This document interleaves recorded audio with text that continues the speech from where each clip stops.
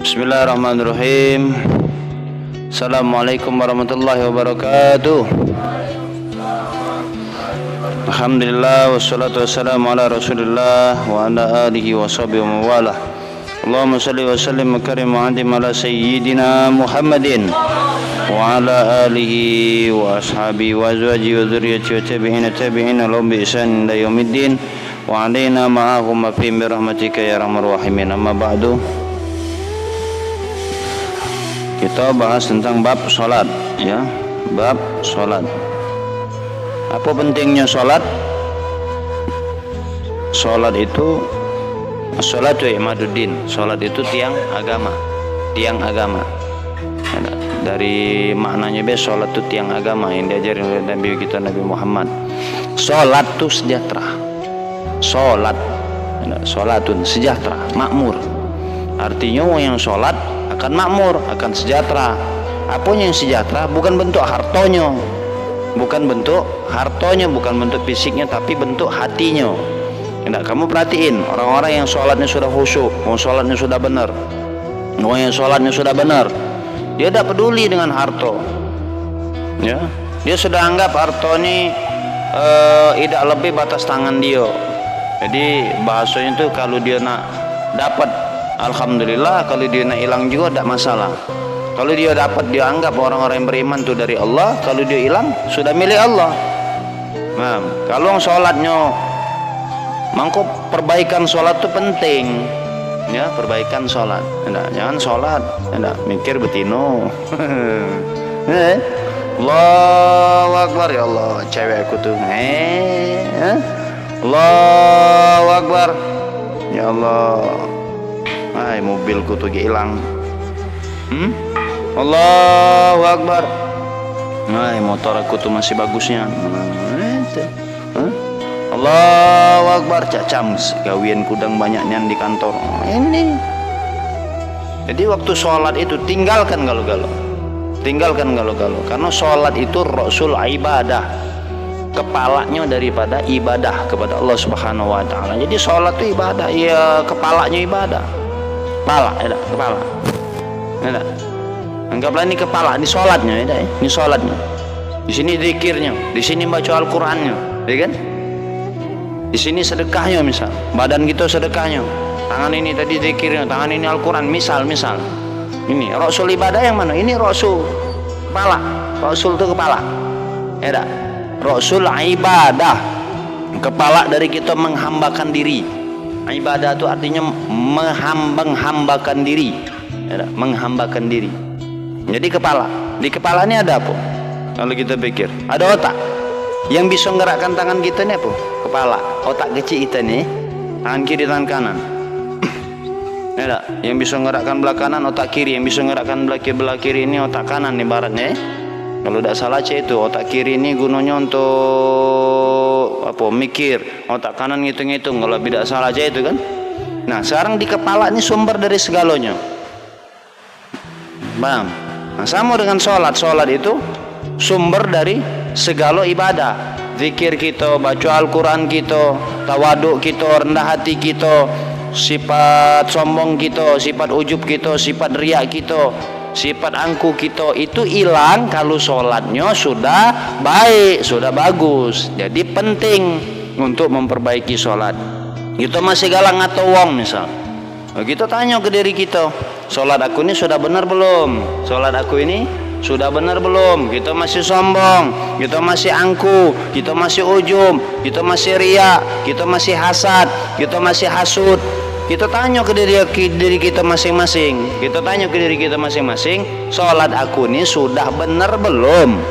Ya, bahkan para alim ulama, orang-orang soleh, ya, ngomongnya soleh, itu kalau selesai sholatnya mereka berdoa, ya, Allahumma taqabbal minna, Allahumma inni ala dzikrika wa syukrika wa husni ibadatik, ya. Itu doa-doa mereka. Ya, terus mereka tuh berdoa, ya Allah, ya, terimalah sholatku, wa siyamana, wa ruku'ana, wa sujudana, wa khusyu'ana, wa tadaru'ana. Mereka berdoa setiap selesai sholat. Padahal sholat mereka tuh khusyuknya super, lagi mereka berdoa sama Allah memohon supaya diterima sholatnya, supaya diterima khusyuknya, supaya diterima puasanya, supaya diterima. Setelah selesai sholat itu mereka berdoa, ya dah. Nah itulah yang diajarkan. Ngapo? Karena awal mula seluruh ibadah kita itu ada di sholat. Bagus sholat kita, maka bagus juga kehidupan kita. Sholat kita akan menimbulkan kesejahteraan dan kemakmuran di hati kita. Jadi penting. Jadi sholat itu sebaik-baiknya. Nah sekarang modelnya cak mano supaya sholat tadi diterima oleh Allah? Tentunya harus numbuhkan rasa khusyuk dalam sholat. Nah, ngapu gitu sudah sholat bertahun-tahun, sudah lama gitu sholat, tapi masih punya pribadi tidak bagus, ya. Itu masih punya pribadi yang jelek, pribadi yang tidak bagus di sini. Nak tahu jawabannya? Ngapo? Ngapo? Karena sholat kita belum benar, artinya belum khusyuk. Kalau di dalam sholat itu lengkap, sholat itu merendahkan diri di hadapan kita ini Allah. Bahkan ada ulama tuh kalau dia sholat membayangkan di kanan dia surga, di kiri dia neraka, di pucuk dia ada malaikat yang siap mencabut nyawa dia. Nah percaya itu juga diajarkan oleh Rasulullah. Ada bayangkan pada saat kalian sholat itu, waktu kita sedang nak sholat tuh, ada bayangkan waktu kita nak sholat itu, bayangkan ini sholat terakhir aku, habis ini aku mati, habis aku sholat ini aku mati. Jadi sholat ini sholat terakhir aku. Sehingga kita khusyuk. Ini sholat kita sekedar melok rame, misalnya Allahu Akbar, oh di belakang ada cewek cantik nengok, mana nak khusyuk? Berhari-hari sholat Allahu Akbar, Pak pejabat ada di samping aku, Allahu Akbar, Bang Besen di sebelah kiri aku, mana nak tumbuh? Paham di rasa khusyuk itu tak bakal tumbuh. Tidak bakal tumbuh. Terus kira-kira boleh tak kita sholat? Yang penting sholat, pokoknya yang penting sholat. Usuk dah usuk, terserah, terima Allah. Ya boleh, tak apa-apa. Cuman yang jadi masalah, sholat itu apa? Rasul ibadah, kepalanya ibadah. Paham kamu? Kepalanya ibadah nih nak. Baik zikir kita, baik baca Quran kita, baik sedekah kita. Baca baik nih, zikir kita baca baik, bantu wong kita baca baik, sedekah kita baca baik. Maksudnya di sisi Allah ya, baca Al-Quran kita baca baik, zikir segala macam lah, itu baca baik berawal dari mana? Dari sholat. Kalau sholat kita sudah bagus, sholat kita sudah baik, insya Allah yang lain juga baik. Sehingga kan sudah jelas sholat itu mampu tanha anil fahsya iwal mungkar. Sholat itu mampu mencegah perbuatan keji dan mungkar. Jadi perbuatan-perbuatan keji kita, itu akan tercegah, akan terhindar kalau sholat kita sudah bagus, kalau sholat kita sudah baik. Jadi sholat kita sudah baik ya. Kalau dengan catatan apa? Sholat kita bagus. Cak mana supaya cara kita bagus? Balik lagi, harus khusyuk. Nah ini ya, cak mana cara khusyuk dalam sholat? Nah ya, dengerin, simak. Yang pertama, anggap ini sholat kita yang terakhir. Habis ini aku mati, aku ngadap Allah, tak katik bekal, tak katik bekal kecuali sholat yang terakhir ini aku bawa. Mudah-mudahan sholat terakhir aku ini Allah terima. Mudah-mudahan sholat aku yang terakhir ini Allah terima. Ya Allah, takutnya aku kalau sholat terakhir aku tidak engkau terima. Takut aku sholat aku ini kalau tidak engkau terima. InsyaAllah ya. Itu yang diajarkan oleh Rasul. Nah sekarang kita membaca dari yang diajarkan oleh Al-Habib Umar bin Muhammad bin Salim bin Hafiz ya. Simak. Yang pertama kata Habib Umar, khudurul qalb, khudurul qalbi, hadirnya hati. Perlu hadirnya hati, harus dilatih terus menerus nih. Hadirkan hati kita, supaya hati kita ini tidak kemana-mana. Kata Habib Umar, kalau hati kita kemana-mana mikir, insya Allah balikkan lagi, sehingga insya Allah hati kita akan terbiasa hadir. Yang pertama hudurul qalbi. Jadi kita paksa hati kita ini hadir. Bayangkan yang dikatakan oleh Rasul, ya Allah ini bayangkan Allah itu, ya Allah itu nengok kita. Bayangkan juga kita nengok Allah. Ya, kalau kita tidak mampu nengok Allah, bayangkan Allah nengok kita, Allah mandang kita sholat tuh. Allah mandang hati kita waktu sholat. Terus bayangkan nih sholat terakhir kita. Bayangkan nih takbiratul ihram kita yang terakhir. Bayangkan je itu. Ya, kita bayangkan je itu. Hadirkan hati kita. Yang kita hadapi ini siapa? Allah. Ya, bukan manusia, bukan presiden, bukan wali kota, ya dah, bukan gubernur, bukan orang kaya, bukan orang hebat. Ya, kita ini ngadap Allah. Mulia di atas segala yang paling mulia, hebat di atas segala yang paling hebat, ya, kaya di atas yang paling kaya. Segalanya Allah, Allah, Allah. Kita bayangkan bahwasanya Allah sedang nengok hati kita. Itu hudurul qalbi. Ya, hadirkan hati waktu sholat. Ini kiat pertama, cara khusyuk ya. Yang pertama hadirkan hati. Kemudian yang kedua, ya, tafahumul ma'ani. Pahami artinya. Ini ya. Jadi kalau kita sudah sholat sekarang ini sudah bertahun-tahun. Sholat Allah 10 tahun, 2 tahun, 3 tahun, setahun. Allahu Akbar, baca terus ya. Syarat sholat sah itu harus baca Fatihah. Fatihah itu harus dibaca. Ya, kalau tidak dibaca tidak sah sholatnya. Ya, wajib Fatihah tuh. Kecuali kita masbuk. Kalau masbuk kita melok imam. Ya, walaupun Fatihahnya kita tidak sempat nih, ya, kita pas masbuk, tahu tak kamu masbuk? Waktu imam lana ruku, kita baru takbir Allahu Akbar, ruku berarti sudah masuk 1 rakaat, tak apa itu ya, kita makmum ya. Tapi wajib itu, wajib Fatihah itu wajib. Jadi yang kedua tadi tafahumul ma'ani. Nah, kalau kita sholat tak paham arti, mangko kita dah usuh-usuh. Kalau kita paham dengan arti sholat tuh, ya, doa galau isi sholat tuh. Dari kita takbiratul ihram sampai rukuk, sampai kita sujud, sampai kita duduk i'tidal, tadarruk. Oh, doa galau. Makanya orang yang sholatnya bagus tuh Masya Allah, hatinya bagus, bersih, hatinya bagus. Terus dia punya sifat tuh ya Allah, dia udah ngerasa punya apa-apa. Angka yang kedua tadi apa? Tafahumul ma'ani, pahami artinya. Dari Bismillahirrahmanirrahim. Ulama-ulama itu dia memaknai arti sudah Bismillahirrahmanirrahim dengan nama Allah yang Maha Pengasih lagi Maha Penyayang. Dia langsung berkait. Dia langsung sambut ya sambil baca Bismillahirrahmanirrahim, langsung arti, langsung plus hakikinya, plus maknanya. Tapi begoyo pelan-pelan ya, pelan-pelan. Engkau belajar dulu Fatihah tuh nah. Ya, kita cari. Kita pelajari arti Bismillahirrahmanirrahim itu apa, Alhamdulillahirabbil alamin itu apa ya, Ar-Rahmanir-Rahim, Maliki Yaumiddin, Iyyaka na'budu wa iyyaka nasta'in, Ihdinas siratal mustaqim, siratal ladzina an'amta 'alaihim, ghairil maghdubi 'alaihim waladdallin, amin. Itu artinya tuh nanti pelajari. Ya enggak, dipelajari nih artinya. Cukup Fatihah itu kamu pahami artinya, luar biasa. Tumbuh kagak rasa. Ya. Apalagi kamu baca memahami artinya plus langsung makna hakikinya. Bismillahirrahmanirrahim dengan nama Allah yang Maha Pengasih dan Maha Penyayang. Langsung nih ya Allah besar dan sayang dan Allah tuh Allah kasih nih ada. Allah kasih seluruh manusianya Allah kasih. Tapi Allah sayang tuh ada orangnya Allah sayang. Wah. Cuma itu nah, Alhamdulillahirabbil alamin, segala ya Allah bersyukurnya ya Allah Engkau telah ciptakan segala alam semesta alam ini. Tanpa adanya Engkau ya Allah tidak mungkin terciptanya gunung, terciptanya bumi, terciptanya diri ini, terciptanya ruh ini, pacak nyembah pada Engkau ya Allah kalau bukan karunia Engkau.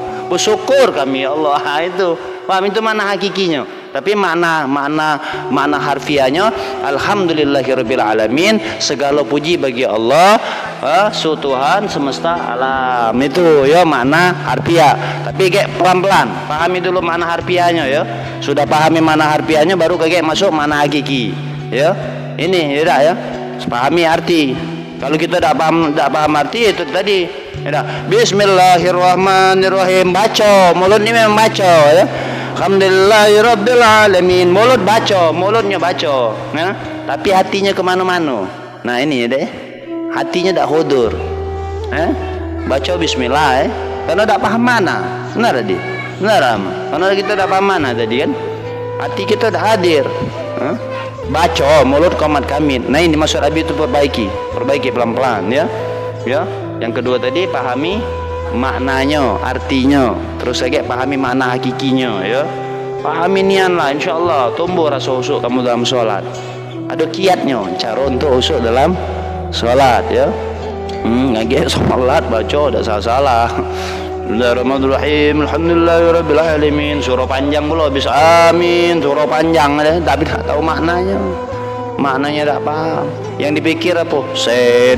Bismillahirrahmanirrahim. Sen. Alhamdulillahirabbil alamin. Mubil. Alhamdulillahirrahmanirrahim. Gawiku banyak. Itu ini pikir. Alhamdulillah itu. Ya. Yang kurang andam lagi yang masih bujang. Masih bujang.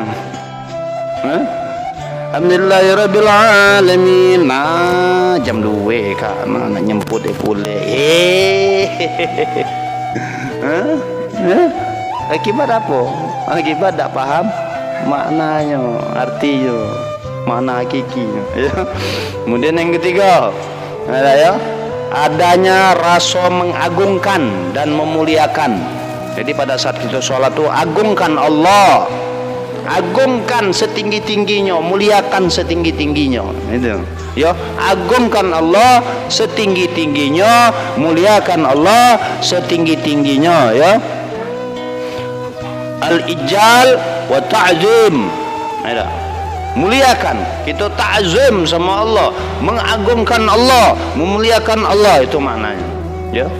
Allah tinggi nian, Allah sang maha tinggi, Allah sang maha agung, Allah sang maha mulia. Selain pada Allah tak kata. Hadirkan hati tadi, ya itu, ya. Paham? Terkadang-kadang kita ni hadir hati, tahu artinya, tahu, ya. Tahu arti. Bacaan tadi tahu kita arti. Lepas rokok tahu arti. Hati rokok tu pahamin juga, ya. Subhanallah, Maha suci Allah. Oh, Allah kalau sudah suci, makna dari suci tu ngalai segala-galanya, ya. Ada, ya. Agungkan Allah. Kadang-kadang kita ni hadir, hati hadir misalnya, tahu arti, tapi tidak kita agungkan. Tidak kita agungkan apa pengagungan kita sama Allah Subhanahu wa taala, ya. Sehingga apa? Kalau sekedar memahami arti baik, ya, budak kecil baik yang belajar bisa. Nah, sekarang tu pengagungan. Itulah namanya pengagungan. Al-ijal wa ta'zim. Agungkan Allah. Kalimat-kalimat Allah, pahami. Mangko kalau yang sudah bagus solat insyaallah lah. Insyaallah. Enak. Sehingga dia Al-Qur'an be, kertas Al-Qur'an be dia tak mau. Kertas Al-Qur'an be misalnya ada tulisan Al-Qur'an dikit. Ini wong yang solatnya sudah bagus ini. Dia tahu, oh ya Allah Al-Qur'an. Dia tahu nih, oh ya Allah bismillah. Dia segera selamatkan. Dia segera bakar kalau dia tidak ada ini dia bakar. Jangan sampai ini disepelekan. Itu orang-orang yang mengagungkan. Al-Qur'an dia tidak mau taruh sembarangan. Al-Quran dia tidak mau megangnya tanpa wudu. Al-Quran dia tidak mau pegang tangan kiri. Al-Quran dia tidak mau sepelekan. Dia surah Yasin dia tidak mau taruh bawah kaki. Surah Yasin yang sering kita baca tidak mau dia lempar-lempar aja bagi-bagi kartu, ya. Ini orang yang sholatnya sudah bagus, apalagi sampai dia berbuat maksiat. Na'udzubillahi min dzalik. Hal kecil, bercelana pendek tak kalah lagi. Kalau orang sudah sholatnya bagus tak kalah lagi tu. Tak kalah lagi. Dosa celana pendek tu aurat. Paham? Aurat. Mana galak lagi keluar pakai celana pendek. Nah, makanya artinya kalau sholat kita sudah bagus, tidak mungkin kita lakukan hal itu. Jadi baguskan sholat gitu, ya. Kemudian yang keempat, ya, al-ijal wa ta'zim ma'al haibah. Ya. Hendaknya rasa memuliakan dan pengagungan tadi, ya, kita sudah muliakan ya Allah, ya tak, mengagungkan Allah. Makna-maknanya kita agungkan ya Allah, luar biasa besarnya Allah. Besar, maha besar. Nah, itu nah, ya. Agung, maha agung, ya, mulia, ada rasa haibah, kewibawaan. Ada rasa haibah, al-ijal wa ta'zim, ya, mengagungkan Allah, meninggikan Allah dan memuliakan Allah ma'al haibah, bersama dengan perasaan kewibawaan, ya, ya. Rasa takut yang timbul, haibah itu, ya, haibah itu rasa takut yang timbul karena rasa mengagungkan tadi. Takut sholat kita itu tidak diterima oleh Allah, ya, itu haibah, ya. Maksudnya kewibawaan tadi, ya. Sudahlah kita memuliakan Allah, mengagungkan Allah, membesarkan Allah, ya, kita ngerasa diri kita kecil, kita ngerasa diri kita banyak dosa, ya Rob, takut kita kaget sholat kita tidak diterima oleh Allah. Itu maksudnya rasa kewibawaan dari hati. Takut, ini orang soleh nih, Ya, hati-hati yang soleh tuh sholat tuh cek ini nah. Mangkonya mereka tuh takutnya ninggalin sholat. Takut. Sholat itu perjumpaan mereka dengan Allah Subhanahu wa taala. Kemudian yang kelima, kuatnya harapan ar-roja. Nah, artinya kita berharap ya bahwa sholat kita itu diterima oleh Allah. Sehingga menjadi sebab dekatnya kita kepada Allah Subhanahu wa taala, serta kita mengharapkan mendapat balasan yang agung. Gitu tuh berharap salat kita diterima. Ya. Yang kelima harus punya rasa ar-roja. Ar-roja artinya berharap supaya salat kita diterima oleh Allah Subhanahu wa taala. Kita capek-capek salat ini nah ya. Penuh dengan pengharapan, hati yang rendah diri, rendah hati. Takutnya dengan Allah ya, ada perasaan takut, perasaan gitu berharap sama Allah. Ya Allah, takut kayak sholat ini tidak diterima oleh Allah ya, sehingga apa kita berharap dapat balasan, bukan balasan sen bukan balasan sen. Oh, sholat Allahu Akbar kaget dapat kayu. Wah, ya Allah, ini banyak nih Ustaz ngajari sama kamu jamaah. Kamu sholat menap sen, la ilaha illallah. Jangan, loh. Kita mojo wong, kamu sholat ya supaya kayak besen. Itu tuh sekedar untuk mojo, sebenarnya bukan itu ya. Sebenarnya bukan itu ya. Sebenarnya ngajak orang sholat tuh ya supaya hatinya tenang. Supaya bagus hatinya. Kalau sudah bagus sholatnya, bagus hatinya, wong ndak berharap lah. Apa ada harta di pucuk dunia yang kita bawa balik mati hati kecuali pahala ya, paham? Nah, jadi yang kelima tadi ada perasaan ar-roja. Kemudian yang keenam haya, yakni ada rasa malu, ada perasaan malu bahwasanya kita itu tidak menunaikan hak Allah yang semestinya. Maksudnya pas sholat tuh kita bayangkan haya, malu gitu. Kita ni sholat kita tiap apa, dak apa, dak tiap apa nyola, tidak sebanding dengan ibadah-ibadahnya yang soleh. Apalagi nak dibandingkan ibadah-ibadah para sahabat, dibanding ibadah Nabi. Nabi sholat sampai kakinya bengkak mata kakinya. Nabi Muhammad sholatnya tak tinggal 5 waktu. Gitu kalau nak bayangin sholat itu ya Allah, sholat itu sudah dinjuk turun oleh Allah. Dinjuk kurang-kurang mengurang untuk perjalanan surah Mi'raj tadi Allah njuk kasih kurang sampai 5 waktu cuman. Dari 50 waktu jadi cuman 5 waktu. Nah, Rasul sholat ya, seluruh sholat sunnah. Wah, seluruh sholat sunnah. Rasul kalau sholat pakai rasa malu. Rasul malu ya Allah. Dia Rasul ben Nabi ben lagi waktu sholat dia ngerasa diri dia dak kati apa-apa. Dak layak sholat yang dia buat ini. Dak layak ibadah yang dia buat. Itu Nabi sampai kakinya bengkak-bengkak, takutnya luar biasa Rasul dengan Allah Subhanahu wa taala. Nah, kita sholat cak ayam, cak batu ayam. Jangan okok benari, sujud benari, pahami maknanya. Kamu kalau sudah paham maknanya, sudah paham hakikinya ya, paham, ambil 6 kriteria ini ya dalam sholat kamu, insya Allah kamu sholat khusyuk. Nah, sholat kamu khusyuk sehingga mencegah perbuatan mungkar kamu.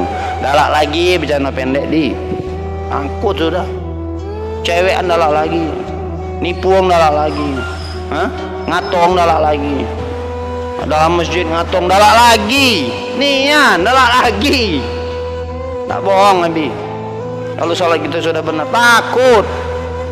Wong sholatnya sudah khusyuk itu takut dengan Allah. Dia buat maksiat itu takut dengan Allah.